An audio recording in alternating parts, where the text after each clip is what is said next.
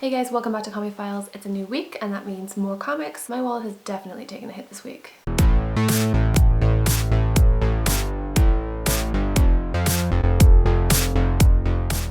We have a bit of a mixed bag this week, technically last week, because I was totally late getting this done. Oh well. All I've really learned from this week is that Marvel kind of needs to get its shit together, and also that I spend way too much money on comic books. I need to rein myself in. Discipline. So firstly, I'm going to talk about Marvel Point 1. Secret Wars hasn't even finished, and Marvel Point 1 is out. All new, all different, supposedly.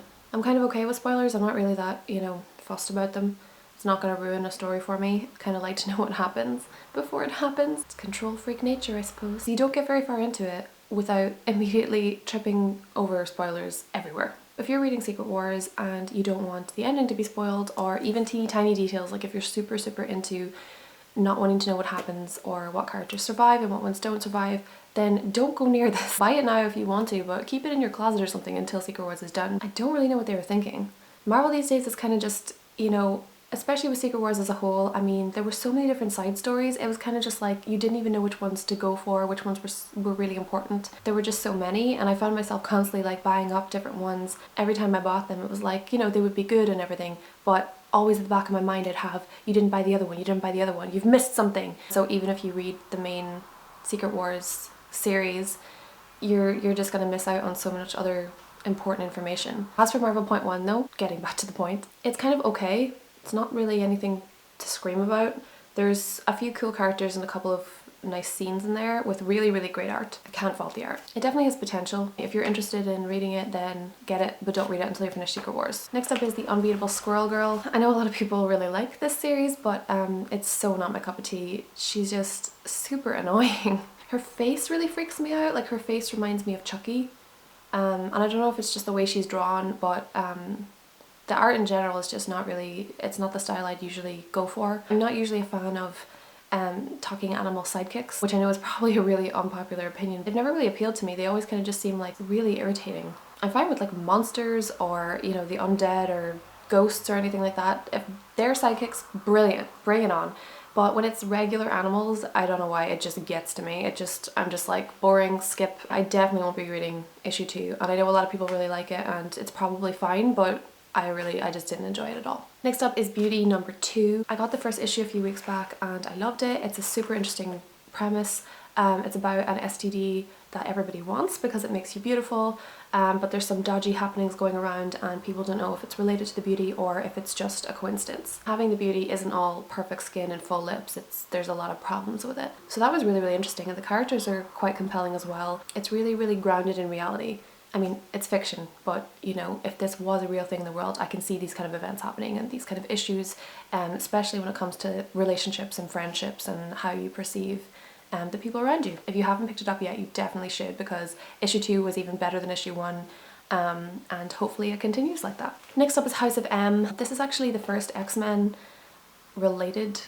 character related comic book I've read in a while. I love Magneto. He was one of the first characters in the first comic books I ever read. It's related to Secret Wars. Magneto is kind of the same person, but he's a lot more chill. It's weird saying Magneto eating a croissant. I don't know why. So as part of Secret Wars, it's the whole battle world thing where the fragments of the old world are kind of combined into this big patchwork planet. Just a big hot mess of things, really. So Doom's kind of in charge of everything, but each domain has a Baron who's kind of in charge of each section, and everyone kind of has to do what they say, and everybody has to do what Doom says. But in this particular domain, everyone has to do what Magneto says. And unsurprisingly, it's called the M domain. Magneto's kind of royalty, and so is his entire family. Essentially, the first issue is kind of about Quicksilver being a little bit naughty. I actually really enjoyed it. When I first picked it up and I saw the cover, it was just really underwhelming, and I always judge comic books by their cover. It's such a bad habit. So heroes from the old world and villains from the old world, whether they had mutant powers or whether they were working on their own human skills or not, in the old world they were heroes even if they weren't mutants. But Magneto obviously thinks mutants are better than humans, so mutants are in this society still above humans. So even people like Misty Knight, Hawkeye, they're at the bottom of the barrel. And that was a really interesting thing to explore in this, and I'm definitely picking up issue 2. Next up is DC Bombshells number 3.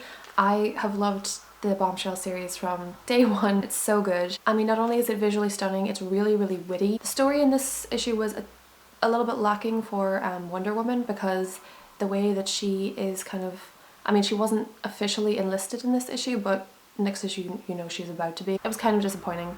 I expected a little bit more fanfare. Yeah, the rest of the issue was really, really good. And a little bit genuinely scary in parts as well. I love anytime the Joker's daughter is in the scene. If she's on a panel, I know it's gonna be good. So I've been reading Star Wars Shattered Empire. I started issue 1 the same day as issue 2. I just kind of had to buy them at the one time because the covers were really, really great. I was just recently at Star Wars Invasion in Dublin, so I picked up a lot of stuff there. So this comic is basically set after the Battle of Endor, and everybody's celebrating and they think, okay, Palpatine's dead, the rebels have won, everyone's free, let's have a hippie party, whatever.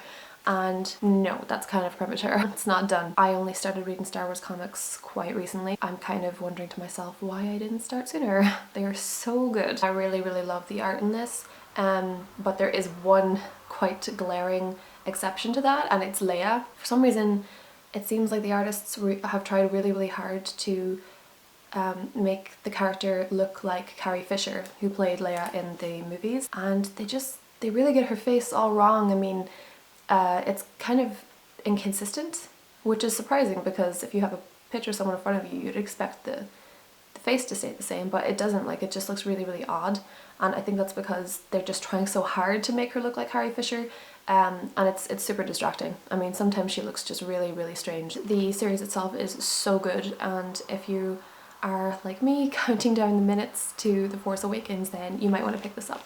In fact, you should definitely pick this up. The last one I'm going to talk about is Toil and Trouble, and it is set in Alba, which is another name for Scotland. It's about these trio of characters called Rihanna.